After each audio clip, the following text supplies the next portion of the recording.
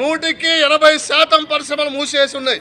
ప్రధానంగా మీరందరూ ఇక్కడ ఉన్నటువంటి వాళ్ళు మెజార్టీగా భద్రతకు సంబంధించిన వాళ్ళు, కొంతమంది గ్రామ పంచాయతీ వర్కర్లు, ఆశా వర్కర్లు, అలాగే హమాలీసు, భవన నిర్మాణ రంగం ఇట్లాంటి కార్మికులు కూడా ఉన్నారు. అయితే మనం అందరం ఒక విషయాన్ని గమనంలోకి తీసుకోవాలి. ఇదే 26వ సమ్మె, ఈ దేశంలో 26వ సమ్మె. ఈ 26 సంవత్సరాలుగా దేశానికి స్వాతంత్రం వచ్చిన తర్వాత 1947లో స్వాతంత్రం వచ్చిన తర్వాత ఈ దేశం ఎంతో శరవేగంగా ప్రభుత్వ రంగ సంస్థలను నిర్మించి ఈ దేశం ముందుకు. అట్లా బ్యాంకులు కానీ, ఎల్ఐసి కానీ, బిఎస్ఎన్ఎల్ కానీ, రైల్వే రంగం కానీ, అట్లాగే ప్రభుత్వ రంగంలోని ఫార్మా రంగ సంస్థలు కానీ చాలా పెద్ద ఎత్తున ఈ దేశంలో లక్షలాది మందికి ఉపాధి కల్పించింది. కానీ ఈరోజు దురదృష్టవశాత్తు మన దేశాన్ని పాలిస్తున్నటువంటి పాలక వర్గాలు మొత్తం అన్నింటిలో ప్రైవేటు పాలన చేస్తూ ఉన్నారు. ప్రైవేటే ఈరోజు శరణ్యమైన పద్ధతుల్లో పెద్ద ఎత్తున ప్రైవేటీకరణ చేపట్టడం జరిగింది. చివరికి ఈ దేశాన్ని 3వసారి అధికారంలో వచ్చినటువంటి బీజేపీ మోడీ నాయకత్వంలో ఈరోజు సమ్మె చేసే హక్కు లేదట, సంఘం పెట్టుకునే హక్కు లేదట, పోరాడేటువంటి హక్కు లేదంట, ప్రశ్నించే హక్కు లేదట. ఈ రకంగా కార్మిక వర్గాన్ని బానిసత్వంలోకి నెట్టింది.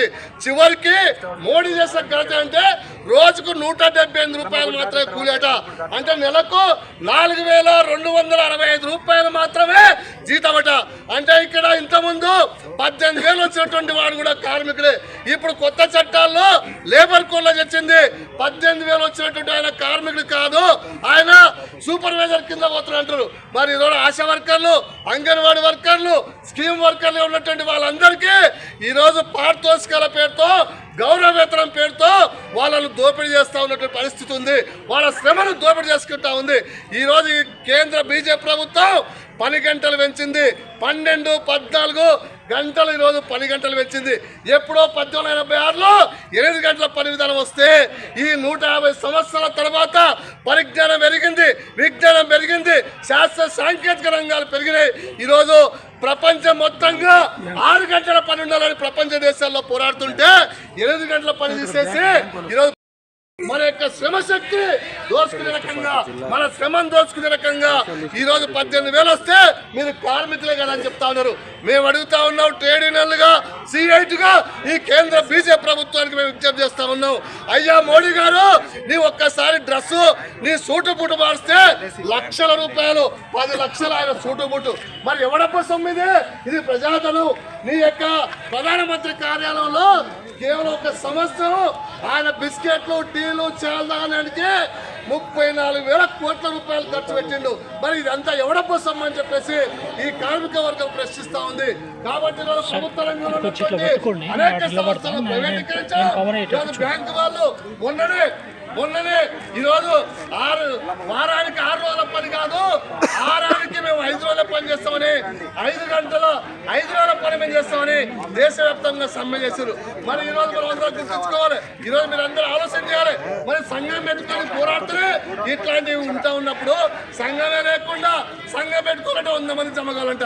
100కి 10% మంది, అంటే భవన నిర్మాణ కార్మికులు ఒక మండలంలో 30,000 మంది ఉంటే 3,000 మంది వచ్చి వాళ్ళు సంఘం పెట్టుకోవాలని దరఖాస్తు చేసుకుంటే సంఘం చేస్తుంట. ఇది ఎక్కడ సాధ్యమవుతుందా? ఇప్పటి వరకు భారత స్వాతంత్రంలో ఒక్కసారి సంఘం చేసుకున్న తర్వాత సంఘాన్ని రద్దు చేసేటువంటి అవకాశాలు లేవు. ఇప్పుడు సంఘాలు రద్దు చేస్తారట, ఎప్పుడైనా సంఘాన్ని రద్దు చేసే అవకాశం ఉంటారట. లేబర్ కోడ్ల కనీస వేతనాల గురించి అడగకూడదట. సమ్మె చేయాలంటే 51% మంది ఒక సంవత్సరం కానీ, ఒక దేశంలో కానీ 51% మంది కలిసి మేము సమ్మె చేస్తామని రిజర్వేషన్ తీర్మానం చేసి ఇస్తేనే సమ్మె చేయాలట. ఇట్లాంటి దుర్మార్గమైన విధానాలు ఈ దేశంలో బీజేపీ ప్రభుత్వం, కేంద్ర బీజేపీ తీసుకురావడం జరిగింది. కాబట్టి మీ అందరికి విజ్ఞప్తి చేస్తా ఉన్నాం, ఖచ్చితంగా సమ్మె ద్వారానే బీజేపీ మోడీ ప్రభుత్వానికి మనం వెనక్కి కొట్టచ్చు. ఆ పద్ధతిలో ఈ పోరాటాన్ని, ఈ సమ్మెను విజయవంతం చేయడానికి మనం ఎప్పుడు సమ్మె అంటే హమాలి కార్మికులు వచ్చేవాళ్ళు, ఎప్పుడు సమ్మె అంటే భవన నిర్మాణ కార్మికులు వచ్చారు. ఈరోజు అచ్చంగా బిఎస్ఎన్ఎల్ వాళ్ళు, రైల్వే వాళ్ళు, ఆల్ బ్యాంకులు, మెడికల్ రిప్స్, అట్లాగే ఇతర రంగాలకు సంబంధించిన రిటైర్డ్ పర్సన్స్, రిటైర్డ్ అయినటువంటి వాళ్ళు కూడా ఇక్కడ ఉన్నారు. కాబట్టి మీ అభిప్రాయాలు, మీ యొక్క సమస్యలు కూడా అందరి దృష్టికి తీసుకురావాల్సిన అవసరం ఉంది. కాబట్టి మీ అందరికీ విప్లవ చేసలు పలుకుతూ, లాల్ సలాం పలుకుతూ మీ అందరికీ మరోసారి విజ్ఞప్తి చేస్తూ ఇప్పుడు టీయూసీఐ రాష్ట్ర ఉపాధ్యక్షులు సి వెంకటేష్ గారిని మాట్లాడాల్సి కోరుతా ఉన్నాం. కార్మికులు, ఉద్యోగస్తులు, మిత్రులారా, ఇప్పుడే బ్యాంకు ఎల్ఐసి వాళ్ళు కూడా ర్యాలీగా వచ్చిన వాళ్ళందరూ ఈ భారతదేశంలో మనం నిజంగా భారతదేశంలో స్వతంత్రం వచ్చిందని మనం చెప్పుకుంటున్నా, బ్రిటిష్ వాళ్ళు పోరాడే అనేక మంది ఉరికంబాలకి ప్రాణ త్యాగాలు చేసి రక్త తర్పణ చేసి సాధించిన కార్మిక చట్టాలు మొత్తం కూడా ఈరోజు మన భారతదేశానికి స్వతంత్రం వచ్చిందని మనం చెప్పుకుంటున్నాం. ఈ దేశాన్ని మేము పరిపాలన చేస్తున్నామని చెప్తున్న పాలకులు మొత్తం కూడా ఈరోజు 29 చట్టాలను మొత్తం కూడా సవరణ చేసి 4 లేబర్ కోడ్ల పైన తెచ్చి ఈరోజు మొత్తం కూడా ఉద్యోగస్తులపైన, కార్మికులపైన, అసలు రంగంలో పనిచేస్తున్న కార్మికులపైన ఈరోజు ఒక రకంగా ఉక్కుపాదం వైపు పద్ధతిలో ఈరోజు కేంద్ర ప్రభుత్వ విధానాలు మనకు కనిపిస్తూ ఉన్నాయి. ఎప్పుడు వచ్చిందయ్యా 8 గంటల పనితనము? 150 సంవత్సరాల కింద వచ్చింది. ఎప్పుడు 1887లో శ్రీకాకుళం నగరంలో ఆ రోజు కార్మికులు లక్షలాది మంది ఆ రోజు కూడా 16 గంటలు, 12 గంటలు లేదా 18 గంటలు పనిచేస్తూ ఉంటే ఆ రోజు మొత్తం కార్మికులు కూడా అయ్యా ఇట్లా మేము సాధ్యం కాదు, మేము బతకడం కష్టం ఉంటుంది కాబట్టి మాకు 8 గంటల పని కావాలని చెప్పి ఆ రోజు పోరాటం చేస్తే ఆ విషయాన్ని ఈ రోజు ఏం చేయాలా? ఆ రోజున్న టెక్నాలజీ వేరు, ఆ రోజున్న పరిస్థితులు వేరు. ఆ రోజు 4 గంటలు పని చేస్తే 4 గంటలు సరిపోయే పరిస్థితి ఈ రోజు ఉండే కండిషన్ లో ఈ రోజు 10 గంటలు, 12 గంటలు అంటే కార్మికుల శ్రమతో భిన్నంగా చేయడం అనేది ఎంతవరకు సమ్మెనైజేషన్ మనం ఆలోచన చేయాలా? అట్లాగనే ఈ రోజు మాట్లాడుతున్నారు చాలా సంఘాలని కూడా ఈ రోజు దాదాపు 300 మంది ఎక్కడైనా పని చేస్తే వాళ్ళకి అనేక చట్టాలు వర్తిస్తాయి. 4 కోట్లు కూడా దాదాపు అంతకంటే ముందు తక్కువ పని చేసే వాళ్ళకి ఎక్కడ కూడా ఒక చట్టం వర్తించే పరిస్థితి కూడా లేదు.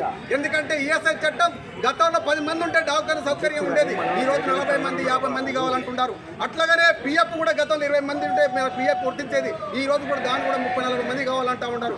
లేదు ఈ రోజు సమ్మె చేసుకున్నకు ఒక రోజు మనం 15 రోజుల ముందు నోటీస్ ఇచ్చే వేతనాలు పెంచకపోయినా సమస్యలు ఉంటే కూడా దానిపైన మనం సమ్మెకోవడానికి రైట్స్ ఉండే. ఈ రోజు 60 రోజుల ముందు లెటర్ ఇచ్చి ఆ తర్వాత కూడా వాళ్ళ చర్చలకు జరపకపోతే ఆ కోర్టుకు పోయి కోర్టు ద్వారా వచ్చిన తర్వాతనే మనం సమ్మె చేయాలంటున్నారు. లేదంటే ఒకవేళ ఇండస్ట్రీలో పనిచేసే కార్మికులు ఉంటే వాళ్ళకి అనుకోకుండా సమ్మెకు పోతే ఆ జరిగిన నష్టాన్ని మొత్తం కూడా కార్మిక వర్గాన్ని చెల్లించాలని చెప్పి ఈ రోజు చట్టంలో చూపిస్తూ ఉంది. అంటే ఇట్లా మొత్తం కూడా కార్మిక వర్గాన్ని మొత్తం కూడా నాశనం చేసేదానికి ఈ రోజు నరేంద్ర మోడీ ప్రభుత్వం కంకర కట్టుకునే విషయాన్ని మనకు కనిపిస్తూ ఉంది.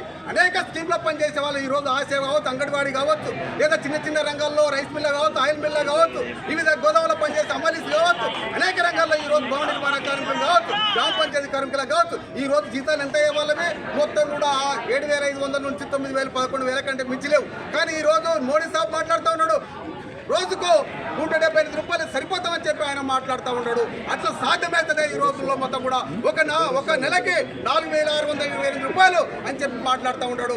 అది సాధ్యమవుతుందా? మనుషులు బతకడానికి సాధ్యమవుతుందా? ఈ రోజు ఒక ధనవంతుడు ఎక్కడైనా ఒక టీ తాగాలంటేనే ఒక ఛాయ్కి 100 రూపాయలు, 150 రూపాయలు ఉండే పరిస్థితి ఉంటే ఈ రోజు కనీస వేతనాల విషయాల మటుకు నిమ్మకి నీరు ఎదిగినట్టుగా మాట్లాడే పద్ధతిలో వాళ్ళు ఉన్నారు. మన కార్మిక సంఘాలు, ఉద్యోగ సంఘాలు ఈ రోజు మాట్లాడుతూ ఉన్నాయి. అయ్యా జాతీయ బిఎంఎస్లు ఆ కేంద్ర ప్రభుత్వం తెచ్చినటువంటి కార్మిక చట్టాల్ని తూచా తప్పకుండా అమలు చేయాలన్నటువంటి కుట్రలో భాగంగా వాళ్ళ పార్టీ లేదు, వాళ్ళ కార్మిక సంఘం కూడా లేదు. కనుక మనం ఏం చేయాలంటే కార్మిక సంఘాలుగా ఆ కార్మిక సంఘాన్ని ఎండగట్టవలసినటువంటి అవసరం ఉంది. అదేవిధంగా పార్టీల పరంగా కూడా బీజేపీ యొక్క విధానాన్ని ప్రజలకు తెలియజెప్పవలసినటువంటి అవసరం ఉంది. మనం ఓట్లు వచ్చినప్పుడేమో కులం పేరిట, మతం పేరిట, ప్రాంతం పేరిట విడిపోతాం. కానీ ఈరోజు సమస్య వచ్చినప్పుడు ఏమవుతున్నాం? అందరం ఏకమవుతున్నాం. కానీ మననేది ఎవరైతే విడదీస్తున్నారో, మనకెవరైతే హాని చేయడానికి చట్టాలు తెచ్చిందో వాళ్ళని మనం దూరం పెట్టవలసినటువంటి అవసరం ఉంది. కానీ మనం ఏమవుతున్నాం? కులానికి, మతానికి, ప్రలోభానికి గురి అయ్యి ఓట్లేసి ఆ పార్టీనే మనం మళ్ళా కేంద్రంలో అధికారంలోకి చేస్తే ఆ పార్టీ మన నెత్తి మీద ఏం చేస్తుంది? శటగోపం పెడుతుంది. అట్లా 4 చట్టాలని తెచ్చింది. ఆ చట్టాల్లో ఏమున్నాయి? ముఖ్యంగా మొత్తం పని గంటలు పెంచాలి. ఎవరికి లాభం? పెట్టుబడిదారులకు లాభం, ధనవంతులకు లాభం, కార్మికులకు నష్టం. జీతాలు ఏం చేయాలంట, వచ్చే జీతం కంటే జీతం తగ్గియాలి. తగ్గిస్తే ఎవరికి లాభం? పెట్టుబడిదారులకే లాభం. అదేవిధంగా కార్మికులకు ఎలాంటి హక్కులు లేవు, సంఘం పెట్టుకునేటటువంటి హక్కు కూడా లేదు. మరి మేము ఉపాధ్యాయుల పరంగా ఆలోచిస్తే తెలంగాణ రాష్ట్రంలో ఉపాధ్యాయ సంఘాలు సుమారుగా 56 ఉన్నాయి. దాంట్లో తెలంగాణ రాష్ట్ర ఐక్యోపాధ్యాయ ఫెడరేషన్గా, టీఎస్ యూటీఎఫ్గా, అదేవిధంగా ఆల్ ఇండియా లెవెల్లో SCFI school teachers federation of India, అఖిల భారత ఉపాధ్యాయ సంఘాల సమాఖ్య ఆధ్వర్యంగా మేము ఈ సమ్మెకు మద్దతు ఇస్తున్నాం. సమ్మెకు మద్దతు ఇస్తున్నాం, మద్దతు తెలుపుతున్నాం. చాలా రాష్ట్రాల్లో ప్రత్యక్షంగా సమ్మెలో పాల్గొంటున్నాం. ఎక్కడ పోదు బ్యానర్, ఎక్కడ పోదు కానీ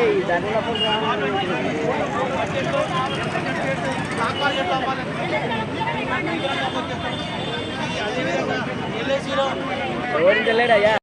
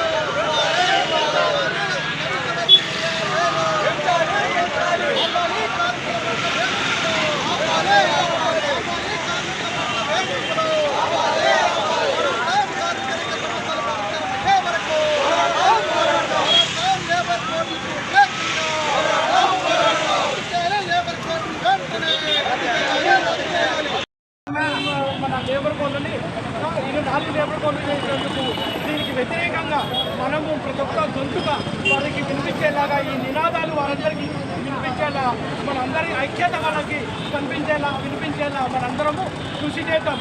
ఇదే కాదు, ఈ 26 సమ్మెలకు కాదు, ఆ ప్రభుత్వం తెచ్చే చట్టాలు కార్మికులకు వ్యతిరేకమైనవి. కాబట్టి గతంలో ఎప్పుడు కూడా ఎలాంటి కార్మికుల